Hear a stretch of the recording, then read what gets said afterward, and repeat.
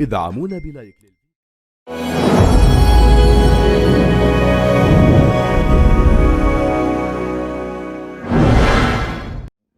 Moi, ce que je voulais, c'est être le premier, être celui qui gagne, celui qui prend la coupe, qui l'amène d'un pays à un autre, qui l'amène d'un pays pour la ramener chez nous. Donc ça, ce sentiment-là, c'est énorme. Et ça, on peut pas, voilà, on peut plus te l'enlever. C'est fait, c'est inscrit dans l'histoire. Après, voilà. Donc c'est ce qui restera tout le temps, moi, voilà, jusqu'à ma mort.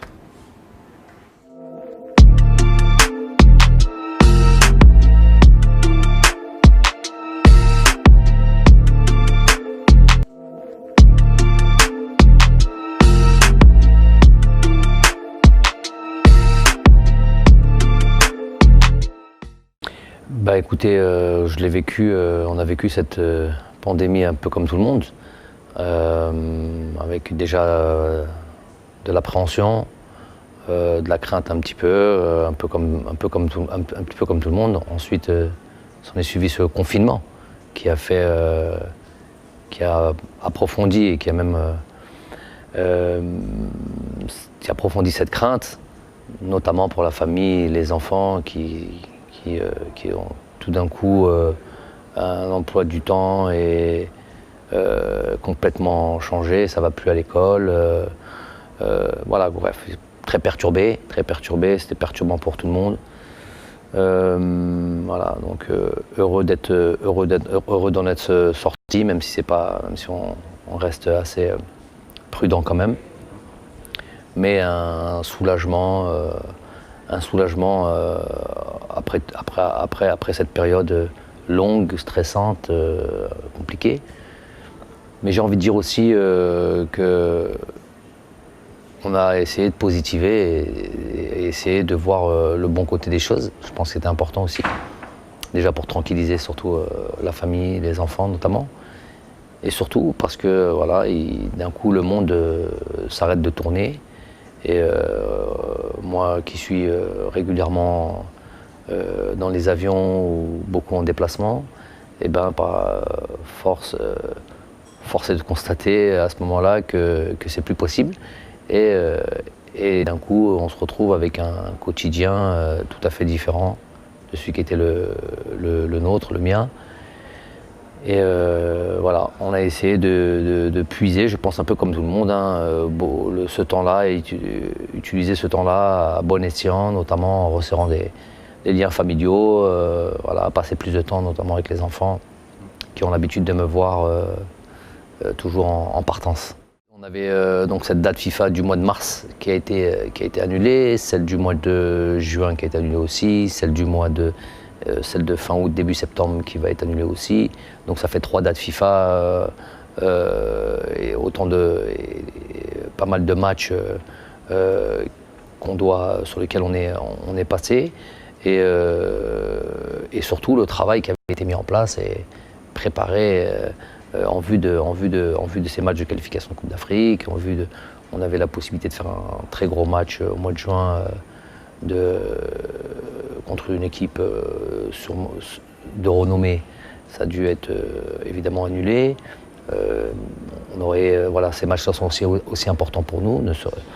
Pour un peu l'image du match contre la Colombie, c'est des matchs sur lesquels on se jauge, c'est des matchs sur lesquels on aurait joué peut-être contre une autre équipe, peut-être pas sud-américaine, plus européenne, qui nous aura donné aussi beaucoup d'enseignements. Donc voilà, tout ça, ça a été remis à plus tard, je l'espère.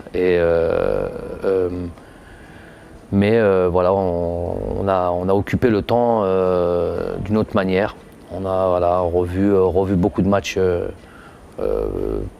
ceux de la CAN, ceux avant un petit peu la CAN, après la CAN aussi. Donc voilà, passer plus de temps sur les matchs, sur certaines phases. C'est ce qu'on n'a pas l'habitude de faire. Voilà, vraiment, tout le staff était mobilisé pour ça. Voilà, beaucoup d'observations aussi.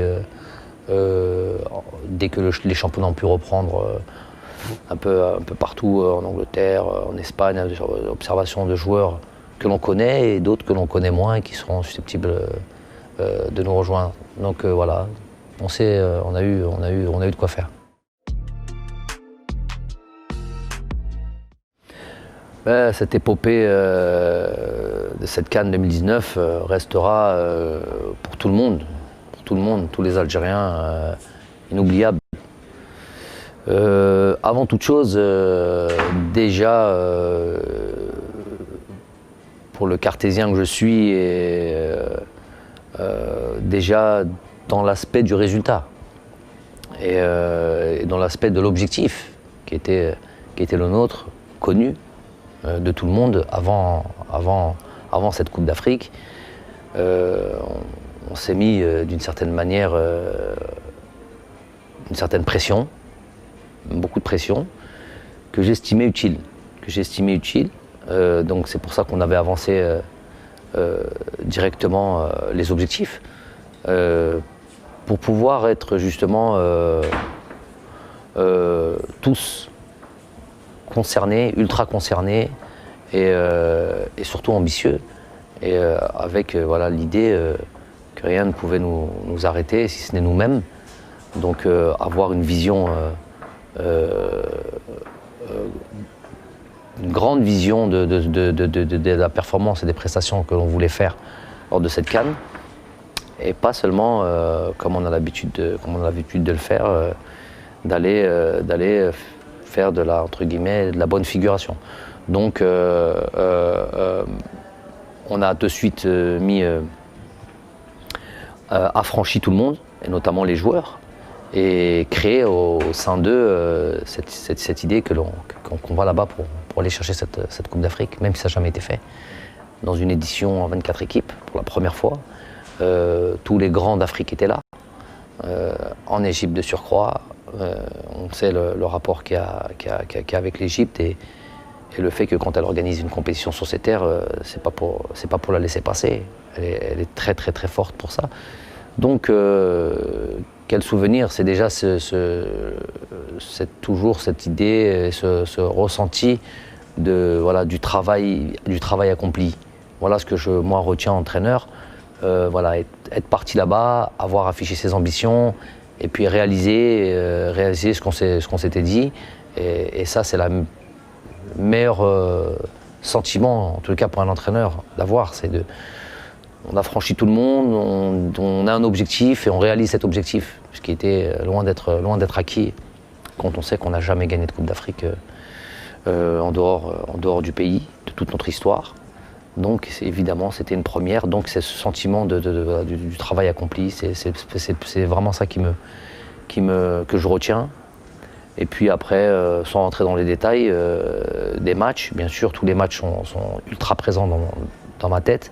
Chacun avait sa vérité, chacun avait son importance, chacun de nos matchs a été un rapprochement vers le titre, et chaque match avait son histoire. Et chaque match avait ses enseignements qui ont fait qu'on se rapprochait et qu'on croyait de plus en plus au sacre final. Et puis après, le souvenir in fine de soulever ce trophée. Il y a une équipe nationale, un pays, un emblème, un drapeau qui allait être levé, et une équipe, un capitaine qui allait soulever cette coupe, alors qu'on était 24 équipes engagées au départ, et avec tous les plus grands. Et puis finalement, c'est nous qui levons ce trophée-là, donc ce sentiment-là aussi est énorme. Et pour clôturer tout ça, l'arrivée en Algérie avec tout notre peuple qui nous attend et qui célèbre ça, c'est un souvenir inoubliable.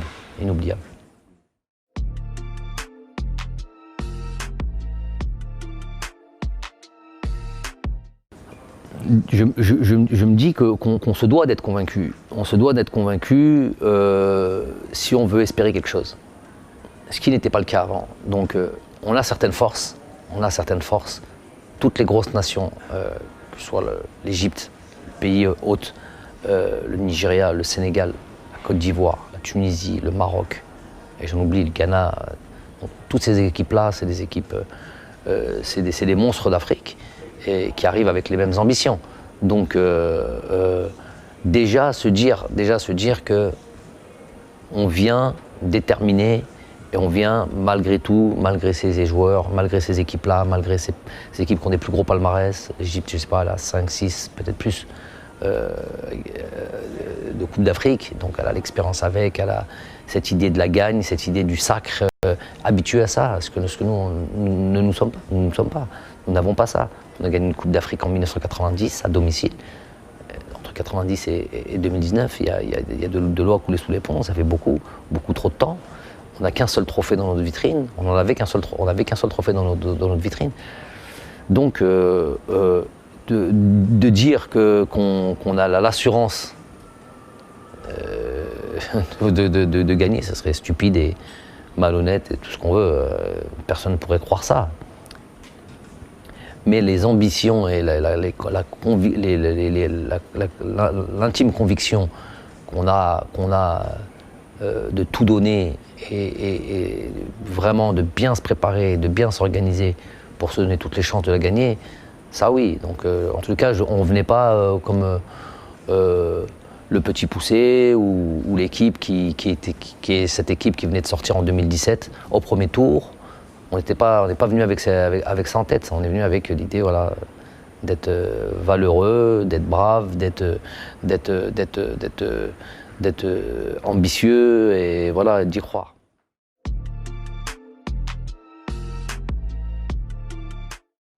Ce que je peux dire, c'est que cette liste-là, elle a été faite, comment on dit, en mon âme et conscience, et surtout avec peut-être des éléments de réflexion qui ne sont pas les mêmes si elle a été controversée par qui? C'est qu'il y a des gens qui ne l'ont pas comprise, qui n'étaient peut-être pas d'accord. Avait-il tous les éléments que j'avais, moi? Ont-ils la même compréhension du football ou de l'équilibre d'un groupe que j'ai moi?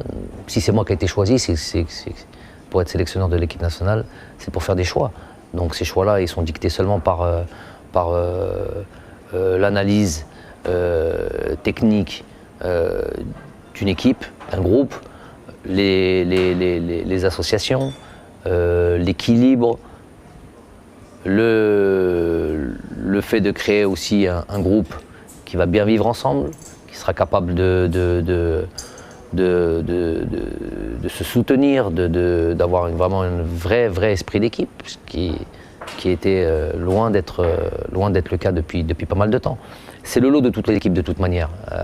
Il y a toujours, on sait que les joueurs de football sont des compétiteurs certes. Il y a avec ça aussi beaucoup d'ego, beaucoup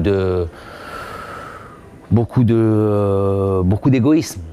J'ai dit d'ego, mais il y a aussi plus de l'égoïsme. C'est-à-dire qu'à un moment donné, on ne comprend pas qu'on joue pour une équipe nationale et c'est plus un club. Donc l'approche de ce que doit être un groupe, elle est différente de ce que l'on a en club, où on joue sa carrière, où on joue sa place, on joue son truc, tandis que là c'est une équipe nationale, on joue pour un pays, donc on doit tous tirer dans le même sens. Donc ça a été aussi fait, cette liste a été aussi faite dans ce sens-là.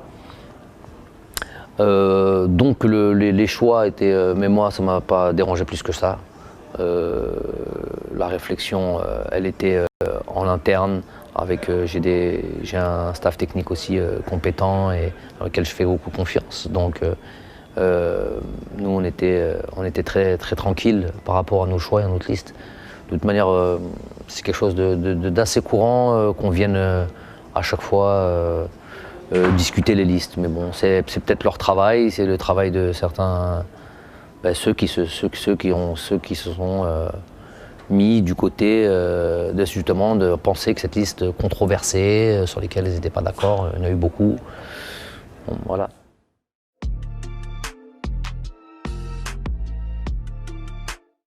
Je ne sais pas si aller vite, en tout cas vite gagné, oui, vite gagné. J'ai eu la chance, je vais dire ça comme ça, j'ai utilisé ce mot, d'avoir dès le début de ma carrière, ma jeune carrière d'entraîneur, je suis à peu près 10 ans de coaching, de suite gagner les championnats dans lesquels j'étais, gagner les coupes nationales. J'ai ensuite été avec l'équipe nationale du Qatar. Bon, je répète un petit peu ce que les gens savent, mais c'est pour expliquer un peu l'état d'esprit dans lequel j'étais. J'ai gagné aussi avec l'équipe nationale du Qatar, et c'était que des équipes, que ce soit l'équipe en club, que ce soit l'équipe nationale, c'est que des équipes au départ où il y avait tout à faire, où il y avait tout à construire.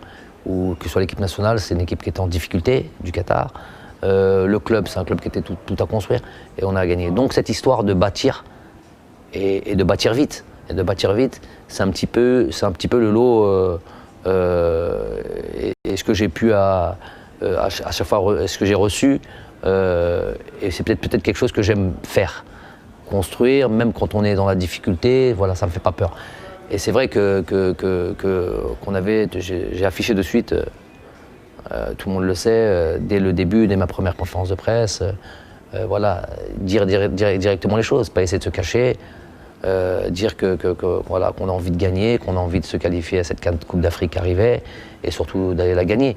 Donc effectivement, si on regarde entre mon premier match à la tête des Verts contre la Gambie et le premier match de la CAN, il y a à peu près 6 matchs entre-temps, 6-7 matchs, ce qui est très peu, pour aller gagner une compétition internationale du niveau de la CAN. Donc on est obligé aussi de remettre les choses à leur place. Il y a évidemment l'envie du coach et du staff d'aller, comme vous dire, vite et bien c'est gagné. Et il y a surtout un groupe de joueurs qui suit et qui comprend, et qui comprend que voilà, il était temps d'aller gagner quelque chose avant que certains, par exemple, je parle de Rafik Halish qui a arrêté sa carrière internationale. Voilà, il a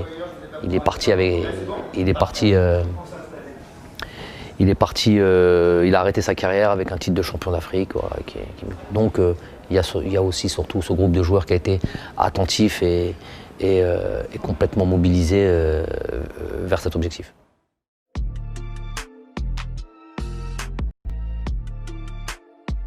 Déjà, le métier, la relation avec les joueurs, je ne vois le métier que comme ça de toute manière. Je l'ai suffisamment dit, c'est des acteurs principaux, c'est ceux-là qui créent les émotions. Nous, staff technique, on est là justement pour les accompagner, pour les guider, pour les cadrer, pour donner une identité de jeu, certes, pour donner une philosophie de jeu, pour créer un cadre où tout le monde va pouvoir s'épanouir, et un cadre de travail qui va permettre et qui va faciliter la performance. Donc nous, ça c'est ce qu'on est censé faire. Donc notre rôle n'est pas évidemment mineur, c'est un rôle important. Mais le rôle le plus important, c'est ceux qui vont exécuter tout ça. C'est ceux qui vont accepter tout ça et qui vont animer tout ça. Et donc ceux-là, c'est les joueurs. Donc comment ne pas justement... je ne vois que le métier que comme cela, être très proche d'eux. J'étais moi-même joueur de football. J'arrive à comprendre et sentir ce qu'ils ressentent. Et j'aime cette proximité avec eux. Et surtout quand on a une sélection nationale, on choisit nos joueurs. On choisit nos joueurs pour la performance. C'est différent d'un club où tu arrives, tu as un effectif. Si tu as la chance de choisir 2-3 joueurs, c'est le maximum. Tandis que la sélection nationale, c'est toi qui choisis tes joueurs.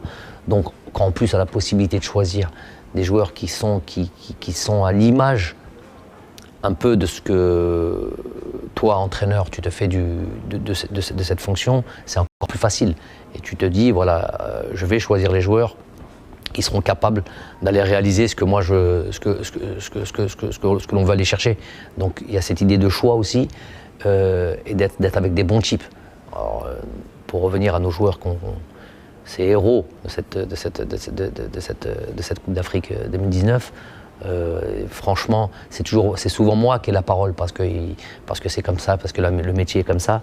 Mais c'est vers eux que les choses doivent se tourner, parce que c'est eux qui ont été réaliser tout ça, c'est eux qui ont été chercher tout ça, c'est eux qui ont eu envie de créer cet esprit de famille, parce qu'on était une véritable famille. C'est eux qui ont accepté cette idée-là. J'ai en tête des joueurs, par exemple, celui qui me vient souvent en tête,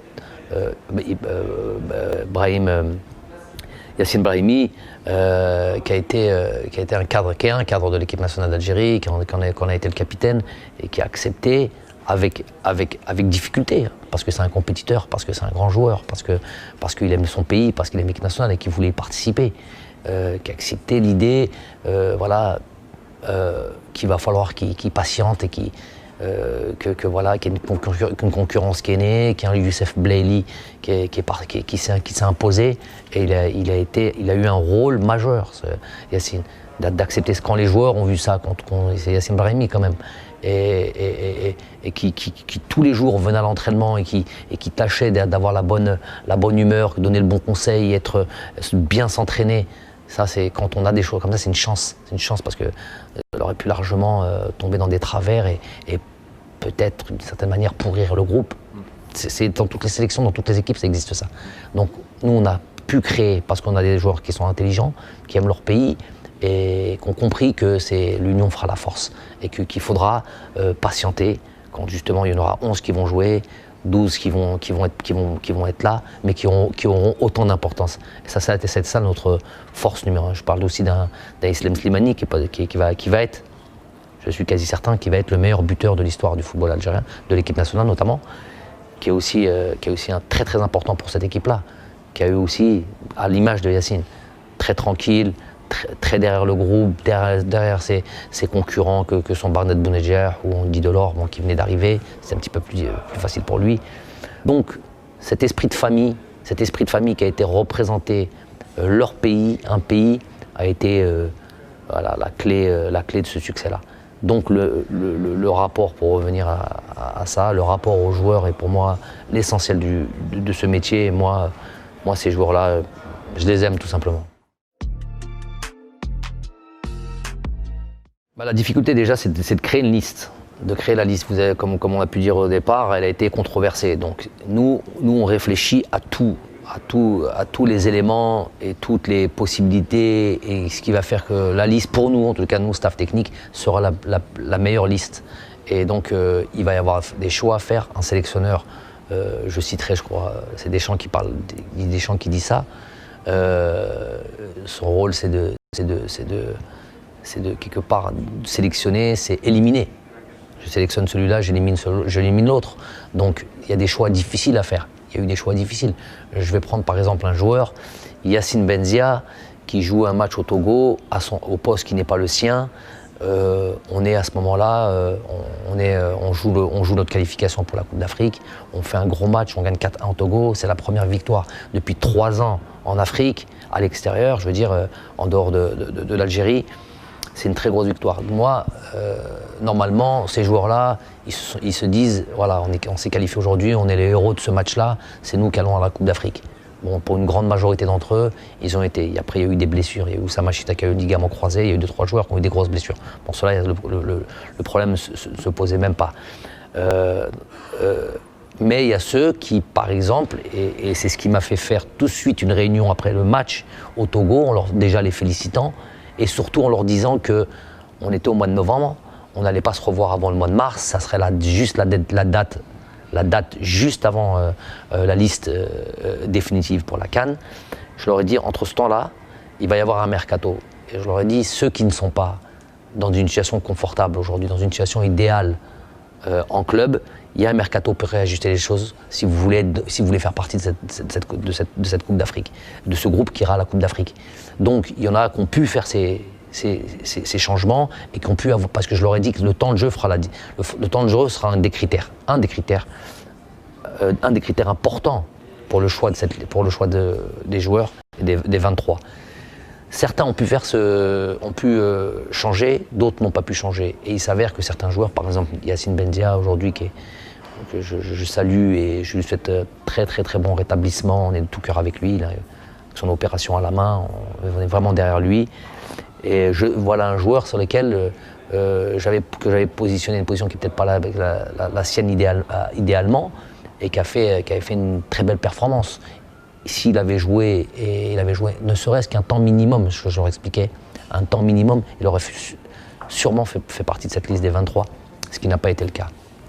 Donc déjà, c'était un exemple, Yacine, Benzia.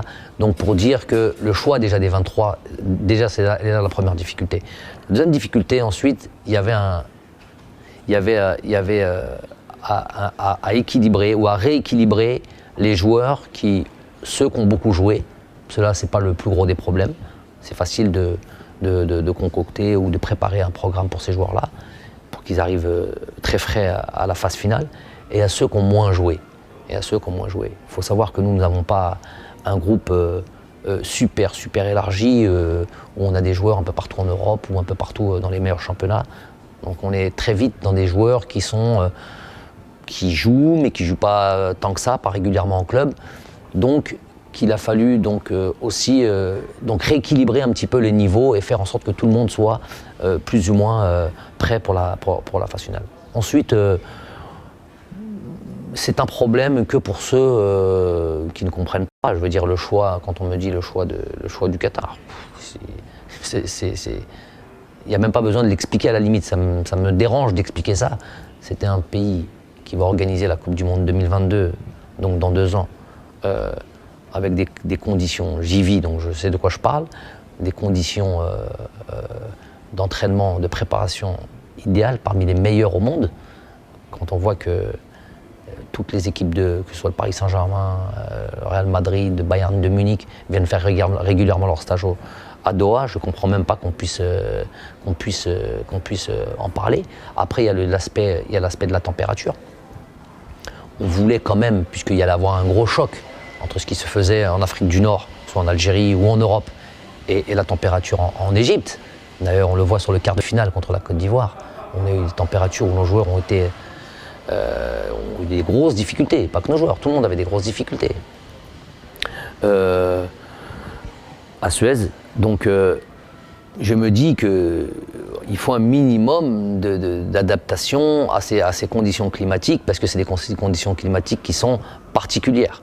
Donc évidemment qu'il fallait aller dans un pays où on allait trouver plus ou moins, c'était à 2-3 degrés près, et c'était un peu ce qu'on a trouvé à Doha, c'est ce qu'on a trouvé en Égypte. Donc il était très important d'habituer les organismes un petit peu à faire ça. On a fait nos 2 matchs de préparation là-bas, bossé là-bas, après avoir bossé déjà en Algérie. Une partie, on était dans la 2e phase de préparation à Doha. On était plus sur l'aspect compétition et adaptation aux conditions climatiques. Donc pour moi ça, c'est des difficultés pour ceux qui le voient de l'extérieur. Pour nous c'est les meilleurs choix. Ensuite, arrivé en Égypte, je dois le dire, tout l'aspect logistique a été nickel. L'organisation de la CAN elle-même a été parfaite, il n'y a pas eu de soucis, on n'a manqué de rien du tout. Notre fédération, ceux qui s'occupent de cette logistique-là, le choix des hôtels et tout ça, tout était parfait. On avait, c'est vrai, des terrains d'entraînement qui ne devaient pas être les meilleurs au monde. On a pu avoir, de par notre organisation à nous, des terrains plus à même de bien se préparer, de ne pas se blesser aussi surtout, parce que c'est vrai qu'il y avait des terrains qui n'étaient pas terribles. Donc ça a été une préparation qui a été pour moi quasi parfaite. On a eu un incident, tout le monde le connaît, l'incident, j'ai même pas envie de revenir là-dessus, l'incident d'Aris Belkebla, mais qui est pour moi malheureux surtout pour lui. C'est vrai que le groupe était derrière lui et on a été peiné pour lui.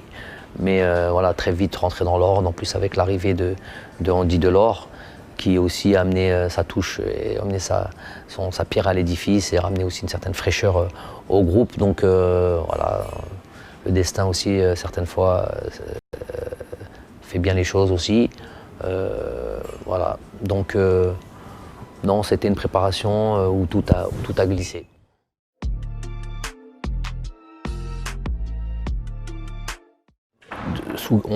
Justement, on revoit ces matchs-là, certainement, des fois, pour l'émotion qu'elles ont créée, mais surtout sous l'angle technique. Et c'est vrai que, je vous ai dit, chaque match a eu sa vérité, chaque match a eu son histoire et chaque match a permis de faire en sorte qu'on puisse progresser dans cette compétition et aller jusqu'au sacre.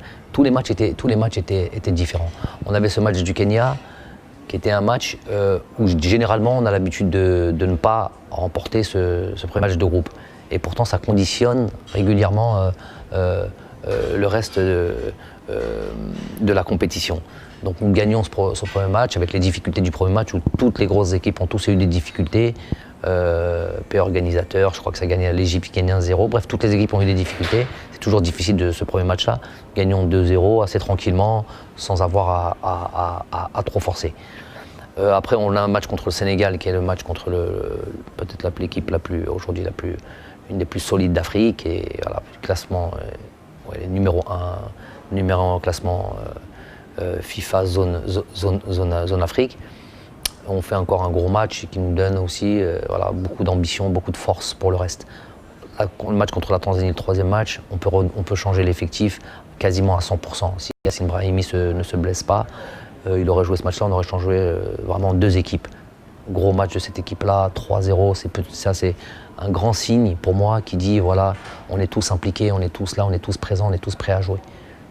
Après on a ce match contre la Guinée, où vraiment on prépare magnifiquement ce match et notamment dans les détails, chose qu'on aime beaucoup faire. Les joueurs sont très attentifs à ça. Un match qui passe relativement tranquillement parce que justement les choses ont été bien faites. Les choses ont été bien faites, 3-0, ce qui nous amène au match de la Côte d'Ivoire. Le match de la Côte d'Ivoire à Suez avec la difficulté du climat, c'est tout d'un coup 10 degrés de plus, beaucoup d'humidité, une heure différente des matchs qu'on avait pu jouer jusqu'à présent. Pour moi, le match contre la Côte d'Ivoire, même si on passe par beaucoup d'émotions, c'est vrai qu'il a été un match dangereux, mais comme j'ai expliqué aux joueurs à la fin du match, où il y avait d'un coup énormément de... Il y avait un mix de feeling et il y avait ceux qui étaient très heureux, tout le monde était très heureux, mais il y avait ceux qui étaient un petit peu énervés, il y avait ceux qui étaient un peu stressés, il y avait ceux qui avaient Bardet Bounedjah qui rate son penalty, qui était un peu dans bref, beaucoup de sentiments mitigés, même s'il y a la qualification pour les demi-finales. Et là on dit que voilà, et là on leur explique qu'il faut passer par ça pour aller gagner une Coupe d'Afrique. Ça ne peut pas être linéaire, ça ne peut pas être très tranquille, c'est tout sauf un long fleuve tranquille, une Coupe d'Afrique des Nations. Donc ça, on explique ça. Mais moi, ce que je retiens de ce match-là, c'est que j'ai vu notre Algérie forte, très forte. Si le penalty, et tout le monde est d'accord pour dire ça, si on marque ce penalty, le penalty de Bardet Bounedjah, c'est un match qui finit, j'ai l'impression, hein, ça c'est mon avis à moi, c'est un match qui finit par un gros score. On pouvait terminer à 4-0, peut-être plus que ça, parce qu'on dominait. J'ai vu cette équipe où les joueurs cette équipe de Côte d'Ivoire où les joueurs se blessaient, où des joueurs avaient peur, où l'équipe était regroupée, et regroupée, pas en ayant l'impression que c'était une stratégie ou un plan de jeu. Ils étaient un peu, on les a acculés dans leur camp, on les a dominés, donc moi d'extérieur, je me dis voilà, on a franchi un palier. On est de nouveau cette Algérie crainte par ses équipes, que ce soit la Côte d'Ivoire, que ce soit les grosses nations du football. Et ça, pour moi, c'était un gros motif de satisfaction. Évidemment, il faut qu'il y ait la victoire derrière, chose qu'on fait. Après, on fait un match contre le Nigeria. Pour moi, surtout avec la première mi-temps, la mi-temps la plus accomplie de tout mon passage dans l'équipe nationale, depuis le début de ma prise de fonction, même en prenant tous les matchs. C'est vraiment une grosse prestation d'ensemble contre une grosse équipe du Nigeria. Une très grosse équipe du Nigeria qui est prête sur tous les plans, tactiquement, sur l'esprit d'équipe, sur l'aspect athlétique, des équipes dans toutes les lignes très fortes et qu'on domine. Normalement, c'est un match aussi qu'on doit boucler en première mi-temps. S'il y a 2-3-0, il n'y a rien à redire et le match est fini. Et ça se termine par encore un beau scénario avec le coup franc de Riyad Mahrez. Et puis cette finale, une finale, elle est faite pour être là. C'est pour ça que je dis que chaque match a son histoire. Une finale est faite on retrouve le Sénégal. Et une finale est faite pour être gagnée.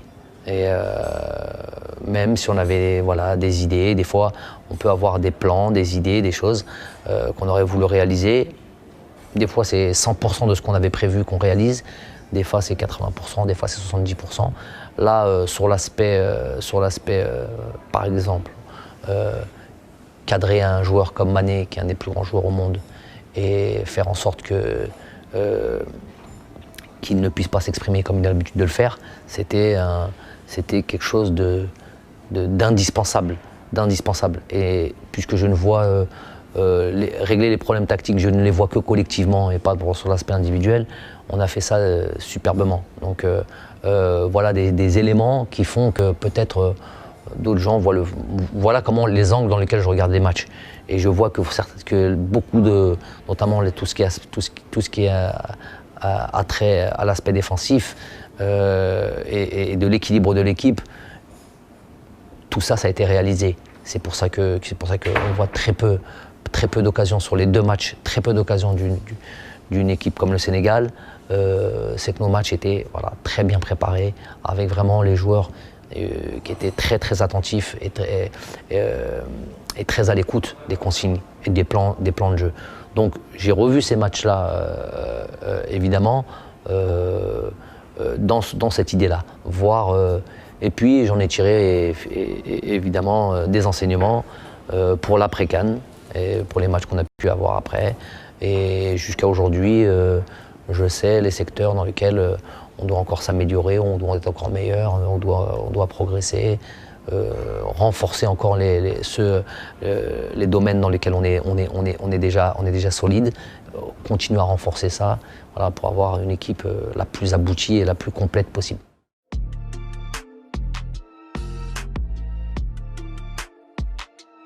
Ce report de cette CAN 2021 à peu près, je crois que ce sera janvier 2022, ce sera une très belle occasion d'ici là de revoir beaucoup de joueurs.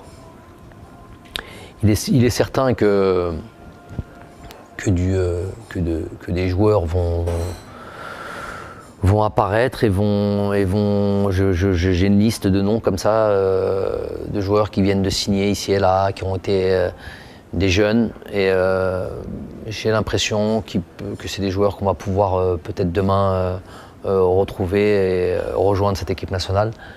Je sais que les protagonistes de cette Coupe d'Afrique 2019, ces héros, je les appellerai, ne lâcheront pas aussi facilement que ça leur place. Mais voilà, il va y avoir tant mieux pour nous, tant mieux pour le pays, et il va y avoir une émulation. Et beaucoup de joueurs ont envie de participer à cette Coupe du Monde. Il y a encore un long chemin, évidemment, avant ça. Il va y avoir notamment cette Coupe d'Afrique 2022, dans laquelle on est déjà bien engagé. On n'y est pas qualifié, mais on est déjà bien engagé.